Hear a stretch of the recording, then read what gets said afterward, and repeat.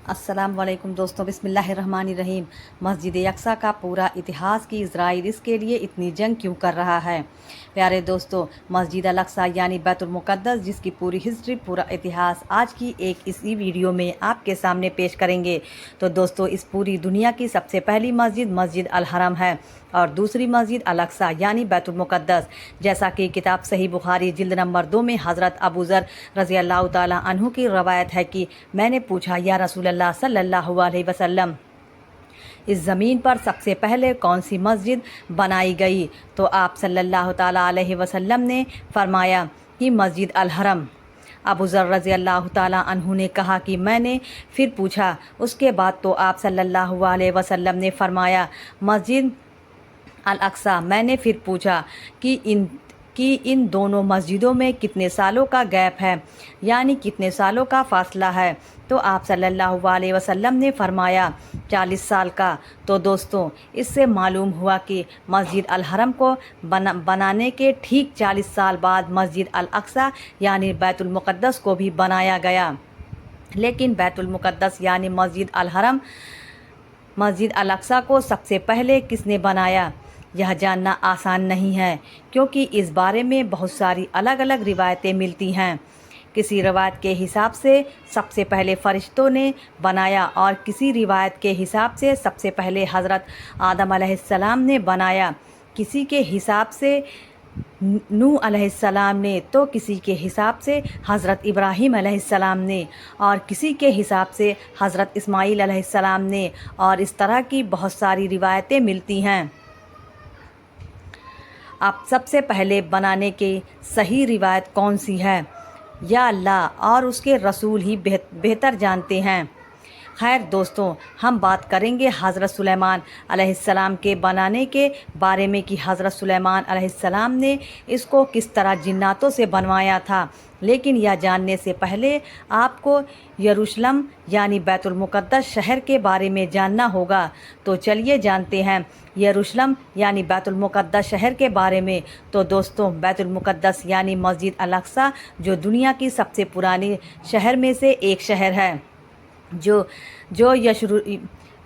यरूशलेम में मौजूद है। इसका पूरा इतिहास, इसकी पूरी हिस्ट्री आसानी से आप इस वीडियो में समझ पाएंगे। इसलिए हम आपसे रिक्वेस्ट करते हैं कि वीडियो को आधा अधूरा न देखें, पूरा देखें, ताकि आपको अच्छी तरह से समझ में आ जाए। तो चलिए बिना किसी देरी के वीडियो में आगे बढ़ते हैं। तो प्यारे दोस्तों, इस शहर को गौर से देखिए, जिसको लोग आज बैतुल मुक़द्दस या फिर यरूशलेम के नाम से भी जानते हैं, जिसको दुनिया के सबसे पुराने शहरों में से एक जाना जाता है।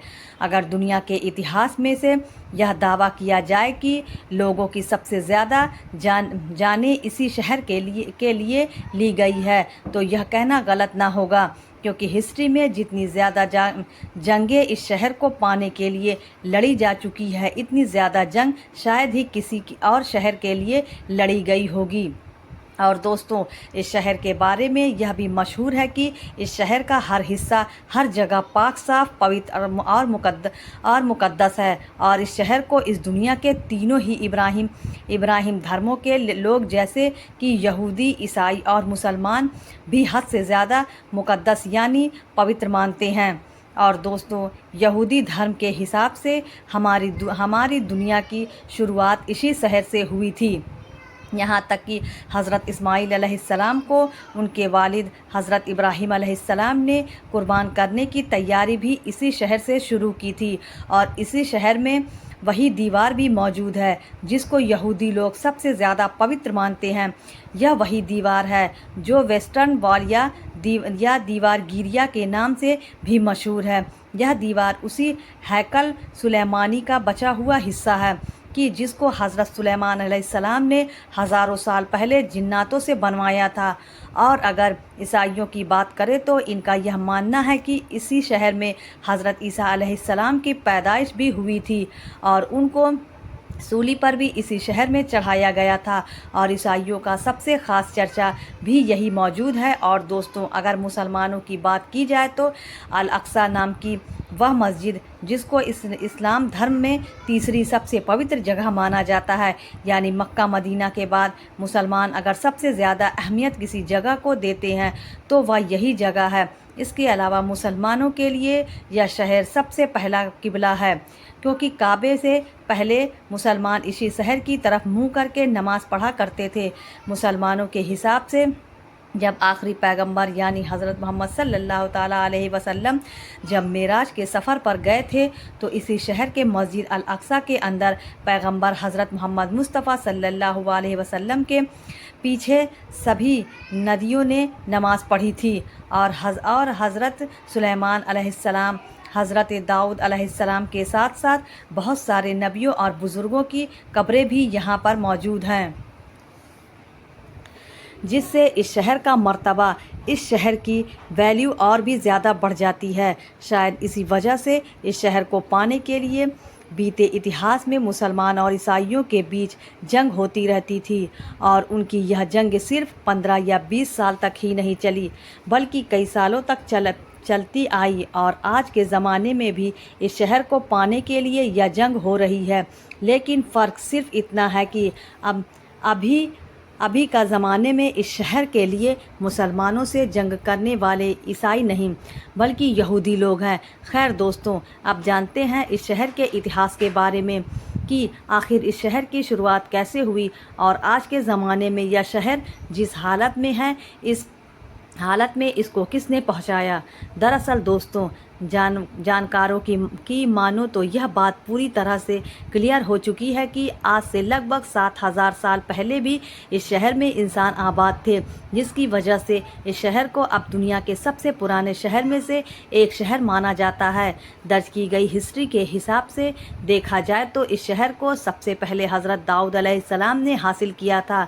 वही दाऊद अलैहिस्सलाम जिनको यहूदी और ईसाई धर्म के लोग डेविड कहते हैं। दाऊद अलैहिस्सलाम ने इस शहर को हासिल करने के बाद इसको अपने सल्तनत की राजधानी बनाया था। हज़रत दाऊद अलैहिस्सलाम ने इस इलाके पर लगभग 33 साल तक राज किया था। उनके बाद उनकी हुकूमत उनके बेटे यानी हज़रत सुलेमान अलैहिस्सलाम के पास चली गई थी। वही सुलेमान अलैहिस्सलाम जिनको यूरोप में सोलोमोन के नाम से भी जाना जाता है।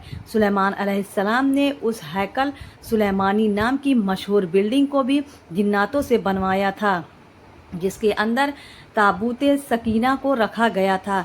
ताबूत में सकीना की एक ऐसा संदूक यानी एक ऐसा बक्सा हुआ करता था जो हद से ज़्यादा ख़ास हुआ करता था। इस संदूक के अंदर पुराने गुजरे हुए बहुत सारे मशहूर नबियों के तबर्रुक हुआ करते थे, जैसे कि हज़रत सुलेमान अलैहिस्सलाम की लाठी, हज़रत हारून अलैहिस्सलाम का अमामा, हज़रत सुलेमान अलैहिस्सलाम की अंगूठी, हज़रत मूसा अलैहिस्सलाम की लाठी और इसके अलावा भी बहुत सारी चीज़ें हैं।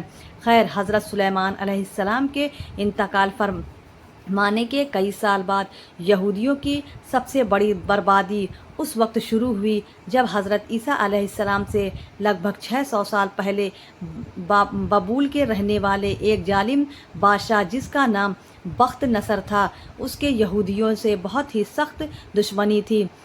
बस इसी दुश्मनी के चलते उसने इन लोगों पर यरूशलेम शहर में ऐसा हमला किया कि इस शहर को पूरी तरह से तबाह बर्बाद कर दिया और मशहूर हैकल सुलेमानी जिसको हज़रत सुलेमान अलैहिस्सलाम ने जिन्नातों से बनवाया था, उसको भी पूरी तरह से गिरा दिया, जिसके अंदर मौजूद ताबूत सकीना कहाँ गायब हो गई, इसका पता आज तक न चल सका। हैकल सुलेमानी के गिरने के बाद बस एक दीवार ही बच गई जहां आज जाकर ये यहूदी रोते हैं और जिसको वेस्टर्न वॉल या दीवार गिरिया कहते हैं।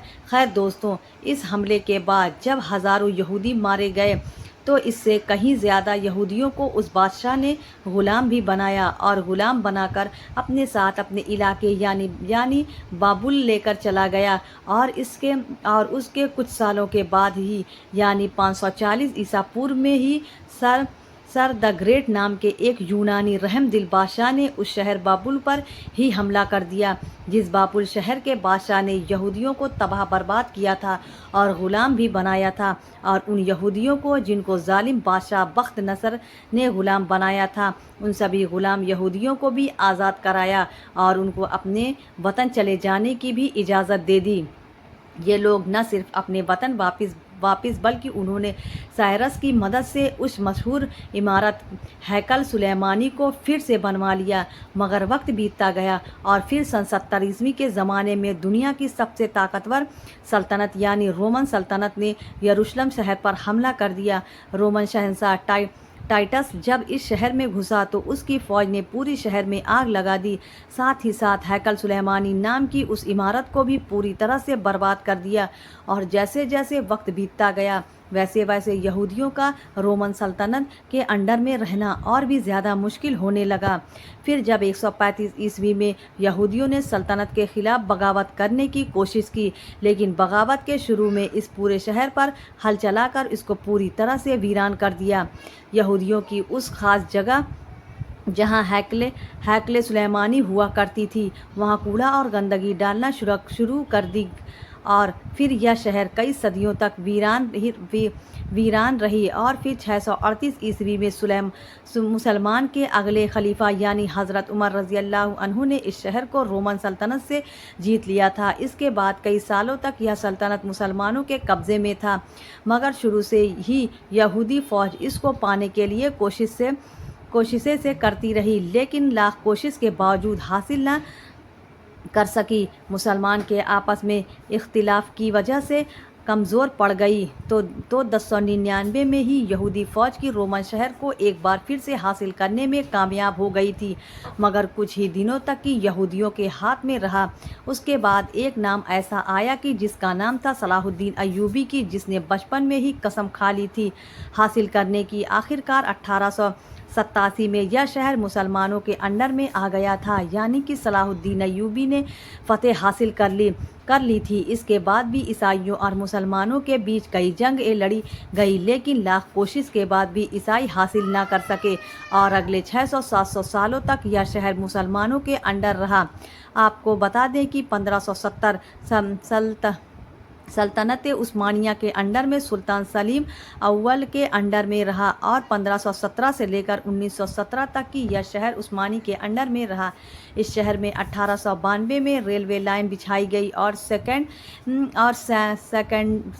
सेकंडल में इस शहर में बहुत सारे विकास किए गए। 1917 तक सल्तनत उस्मानिया कमज़ोर पड़ने लगी और 1917 में आखिरकार ब्रिटिश एम्पायर ने सल्तनत उस्मानिया यानी फ़िलिस्तीन पर कब्ज़ा कर लिया। और यही वह समय था जब अलग अलग इलाकों से यहूदियों को बुलाकर कब्ज़ा दिया जाने लगा और आखिरकार ब्रिटिश ने 1948 में यूनाइटेड नेशनल इज़राइल देश का ऐलान कर दिया और आधा इज़राइलियों को और आधा फ़िलिस्तीनियों को दिया गया और धीरे धीरे इन इज़राइलियों ने 1/3 फ़िलिस्तीनियों पर कब्ज़ा कर लिया। दोस्तों, ये थी आज की कहानी। मिलते हैं अगली कहानी में, तब तक के लिए अल्लाह हाफिज़।